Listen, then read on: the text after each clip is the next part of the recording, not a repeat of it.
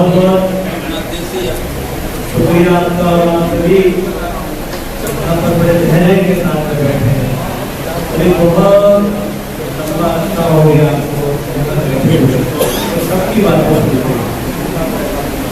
मैं कुछ समय आपसे जरूर लूँगा, मगर ये बात जरूर कहना चाहूँगा कि किसी अच्छे कामों से बैठना, किसी उद्देश्य से बैठना और अपनी बात को कहना और अपनी बात को मनवाना, और यहाँ पे जितनी भी सभा करना बैठे हुए हैं, एक उद्देश्य है, एक मन में पीस है, एक मन में ललक है कि हम यहाँ पर क्यों आए हैं। मगर आप अपना समय यहाँ दे रहे हैं, ये समय भी किसी इबादत से न हो। आप यूँ समझ लीजिए कि आप ईश्वर के सामने बैठे हुए हैं। माता लोग माता अहिल्याबाई होलकर की जयंती में जिन्होंने इस हिंदुस्तान के अंदर महिलाओं का मान सम्मान बढ़ाया और अपना नाम इतिहास के पन्ने में दर्ज कराया। हमारे बीच में माननीय विधायक सोमनाथ भारती जी और हमारे मुख्य अतिथि एडवोकेट सीमा कुशवाहा जी सुप्रीम कोर्ट में है, उनका भी तहे दिल से इस्तेमाल। माननीय जयभगवान यादव जी अध्यक्ष राष्ट्रीय शोषित परिषद से, माननीय तुलसी बघेल जी वरिष्ठ समाज सेवी है, मोहम्मद रफीक साहब संचालक है, माननीय ओपी गौतम जी, माननीय एडवोकेट धर्मेंद्र कुशवाहा जी, माननीय विजय कुमार जी, और हमारे बीच में जो ओबीसी के चेयरमैन जगदीश यादव जी में वो आगे चले गए किसी वजह से, मगर मैं इनसे जरूर कहना चाहूँगा किसी जो सोमनाथ जी ये बातें नहीं है उसको बड़ी गंभीरता के साथ लेना पड़ेगा। शोषित शब्द का उपयोग करना, यानी कि वह लोग किसी भी समाज के हो, किसी भी धर्म के हो, अगर आप प्रताड़ित होते हैं, आप पे शोषण होता है, तो आपको चुप नहीं रहना, आपको आवाज को उठाना पड़ेगा और इतिहास के पन्नों में झांकना भी पड़ेगा। आपको ये देखना पड़ेगा कि हमारे पूर्वज किस तरीके से, जब देश गुलाम था, उनके अगर गाँव देहातों में आप चले जाए तो आपकी बस्तियां अलग थी। आपको अधिकार नहीं था कि आपको उससे कपड़े अच्छे पहन सकते। अगर आपकी बारात जा रही है तो आप घोड़ी पे नहीं कर सकते। आपके बच्चे एक जगह बैठ के शिक्षा नहीं ले सकते। अगर आप धोती पहन के जाते थे, घुटनों से ऊपर होती थी, घुटनों से नीचे नहीं कह सकते थे।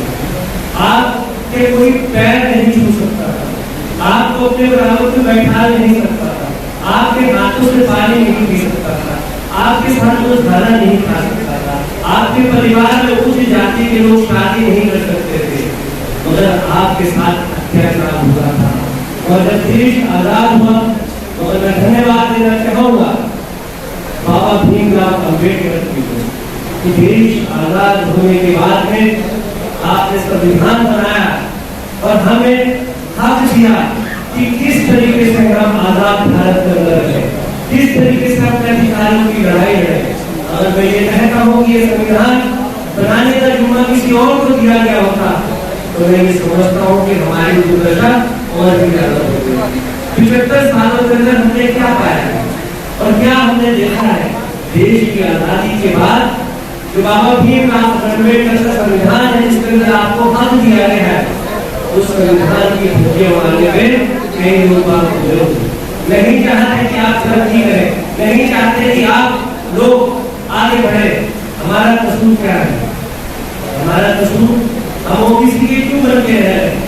क्योंकि जब हमारे पास जमीनें नहीं थी तो हम जमींदारों के लिए नौकरियां करते थे, हमारे पास कारोबार नहीं थे, हमारे पास पैसे नहीं थे तो हम अमीरों के घर बनाते थे, हम राजा महाराजाओं के महल बनाते थे, पूजा करने के लिए मंदिर बनाते थे, इबादत करने के लिए हम मस्जिद बनाते थे, हम दूसरों का मन उठाते थे। अगर किसी की गाड़ी चलानी है तो उसका पहिया हम बनाते थे, अगर किसी को अच्छे कपड़े पहनने थे तो हम वस्त्र हम बनाते थे।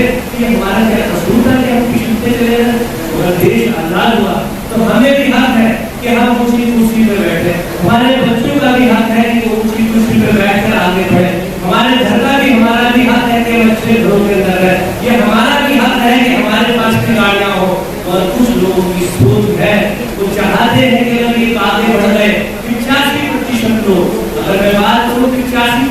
लोगों की कहाँ से हमारे देश की आजादी की लड़ाई की कुर्बानियां 75-15% लोगों की कुर्बानियां भरी हुई है बंदों के अंदर। कहाँ है दलितों के नाम, कहाँ है ओबीसी के नाम, कहाँ है मुस्लिम के नाम? अगर इस देश की आजादी के अंदर 15% लोग लड़ाई लड़ रहे होते, ये देश कभी आजाद नहीं हुआ होता। ये 85% लोगों की देन है कि जहाँ एकता के साथ देश की आजादी की लड़ाई लड़ी गई, तो ये देश आजाद हुआ। और देश आजाद होने के बाद 85% लोग आज की जमीनों पर फिसल रहे, जमीनों पर तड़प रहे। आज भी वही मजदूर के मजदूर है। आज जो तुम्हारा मटके बनाता था वो मटके बना रहा है। जो सैफी बिरादरी है जिसे हम बढ़ई कहते हैं, आज भी तो लकड़ी का काम कर रहा है। क्या उसको अधिकार नहीं है कि वो शिक्षा प्राप्त करके लोगों को शिक्षित करे? क्या उसको अधिकार नहीं है कि स्वर्ण वर्ग लोग उसके पैंच में? क्या हमारा अधिकार नहीं है कि हमारे लोग भी मंदिर में पुजारी बन के बैठे? क्या हमारा ये अधिकार नहीं है कि हम मठों की सेवा करें? क्या हम इसकी राय आज भी 75 सालों के बाद क्या हमारा यही अधिकार है कि आज के हम जमीन पे खिसकते हैं कीड़ों की तरह? मगर ये नहीं होगा। हम शोषित लोगों को इकट्ठा होना पड़ेगा, धर्म और जाति के ऊपर उठ के आगे बढ़ना पड़ेगा। अगर किसी मुसलमान पर अत्याचार हो तो आप लोगों को खड़ा होना पड़ेगा। किसी शोषित वर्ग के ऊपर अत्याचार हो तो मुसलमानों को खड़ा होना पड़ेगा। शोषित व्यक्ति किसी भी धर्म का हो, अगर उस पर अत्याचार है तो सबको खड़ा होना पड़ेगा। आज यही जो दिल्ली के अंदर बनती है, क्या कसूर है अरविंद केजरीवाल जी का? वो चाहते हैं गरीब लोगों की मदद करें, वो चाहते हैं गरीब बच्चों को शिक्षा अच्छी मिले, वो चाहते हैं गरीब के बच्चे अच्छी नौकरियों में रहे, वो चाहते हैं कि जिस पे अत्याचार उसका अत्याचार खत्म हो। अगर वो किसी की मदद कर रहे हैं, अगर बच्चों के लिए अच्छे स्कूल बना रहे हैं, मैं पूछना चाहता हूँ कि अगर कोई अमीर लोगों के बच्चे किसी सरकारी स्कूल में नहीं पढ़ते हैं, आज उनको दर्द क्यों हो रहा है? अमीर लोगों को इसलिए हो रहा है कि अगर उनका बच्चा अगर किसी प्राइवेट स्कूल में पढ़ता है तो सरकारी स्कूल प्राइवेट स्कूलों से अच्छे बन चुके हैं, देश अच्छे आ चुके हैं, स्विमिंग पूल बन चुके हैं। तो उन बच्चों का भी सपना पूरा होने लगा है, अच्छी जगह बैठने का सपना पूरा होने लगा है, पढ़ाई में अव्वल आने लगे हैं, अच्छी नौकरियां पास करने लगे हैं। यही वजह है कि सरकार के लिए षड्यंत्रकारी योजनाएं बनाई जा रही है। मैं आप लोगों से पूछना चाहता हूँ, क्या कसूर है? आज दिल्ली के अंदर नेशनल माइनॉरिटी कमीशन के चेयरमैन होने के नाते बात करना चाहता हूँ। मैंने बात की माननीय अरविंद केजरीवाल जी से कि आप माइनॉरिटीज के लिए क्या करना चाहते हैं। हमारे पास इतना फंड नहीं है कि माइनॉरिटीज के लिए काम करें। आपने कहा माइनॉरिटी होती है, वो किसी भी धर्म जाति की बात नहीं करते, वो कहते हैं कि मैं गरीबों की मदद करना चाहता हूँ। वो गरीब किसी भी धर्म और जाति का हो, इसी सोच के साथ माननीय अरविंद केजरीवाल जी आगे बढ़ते हैं। और मैं आप लोगों से भी निवेदन करना चाहता हूँ कि सोच गरीबों के लिए, इंसानियत के लिए होगी तो देश तरक्की करेगा, तो नेता तरक्की करेंगे, तो समाज तरक्की करेगा। अगर हम धर्म के आधार पर बढ़ गए, ऊंच नीच की जाति में बढ़ गए और धर्म के आधार पर हम इंसाफ करने लगे, तो मैं समझता हूँ कि ना देश बचेगा ना ये समाज बचेगा। तो मेरा आप लोगों से निवेदन है कि हम सब लोगों को इकट्ठा होकर अपनी मांग को मनवाना पड़ेगा, इतिहास के पन्नों पे भागना पड़ेगा। अगर आप अपने इतिहास को भूल गए, आप अपने पूर्वजों के अत्याचार को भूल गए, तो ये वो दिन दूर नहीं कि वो फिर से आपके ऊपर अत्याचार होना पड़ेगा।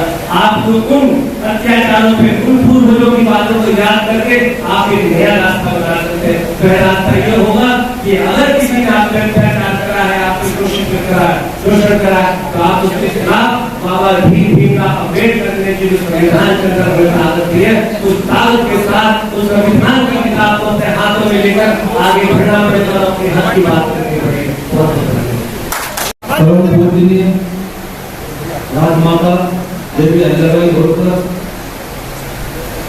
महात्मा फुले जी और महाराज जी भारतीय संविधान के रचयिता जनक डॉक्टर भीमराव अम्बेडकर जी को नमन करता हूँ। उसके बाद सम्माननीय सर बैठी हुई हाई कोर्ट और दूसरे एडवोकेट जी डॉक्टर जी और सम्माननीय सर बैठे हुए सम्मानित माननीय आदमी समझ बैठे हुए माताओं, बहनों, भाइयों, बच्चों और आप सब अपने धूल में कीमती समय निकाल कर ओबीसी माता SC/ST और राजमाता हैदराबादी होलकर जी के स्मृति का हस्ताक्षर एकत्रित होकर इस महोत्सव की शोभा बढ़ाई। उसका मैं बहुत बहुत आभार प्रकट करता हूँ, साथ बहुत बहुत बधाई देता हूँ। आप सबको मालूम होगा कि ओबीसी SC के बारे में चर्चा हो रही है कि हम लोग क्या सोच रहे हैं, मतलब विचार करते जा रहे हैं, तो उसको हम लोग इकट्ठे होकर अगर आप हो जाएंगे तो अपनी भागीदारी ले सकते हैं। आज एक सरकार में या किसी स्टेट में या किसी IAS के अंदर हमारे इतनी भागीदारी नहीं है, इसका सबसे क्या करना, हम लोगों को सबको इकट्ठा होकर मजबूती से करना है।